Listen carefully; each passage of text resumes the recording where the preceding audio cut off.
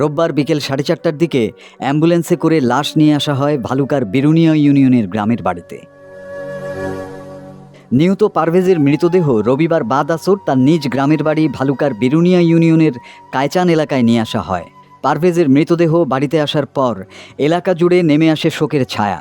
তাকে শেষ বিদায় জানাতে লাশবাহী অ্যাম্বুলেন্সের সামনে ভিড় জমান দূর দূরান্ত থেকে ছুটে আসা আত্মীয়স্বজন, সহপাঠী সহ এলাকাবাসীরা।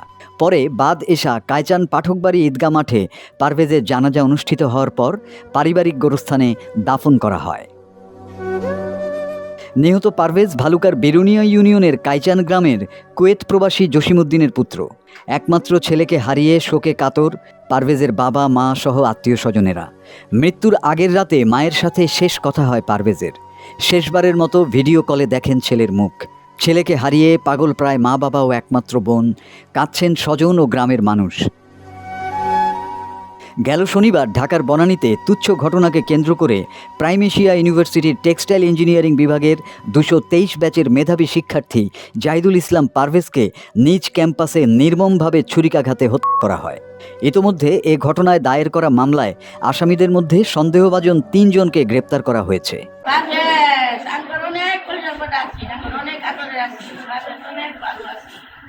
আমরা দুইটা বোঝে দুইটা ছেলে দুইটা মেয়ে দুইটা ছেলে দুইটা মেয়ে দুই বোঝে তাদের জায়গা শেষ হয়ে যাবো আমরা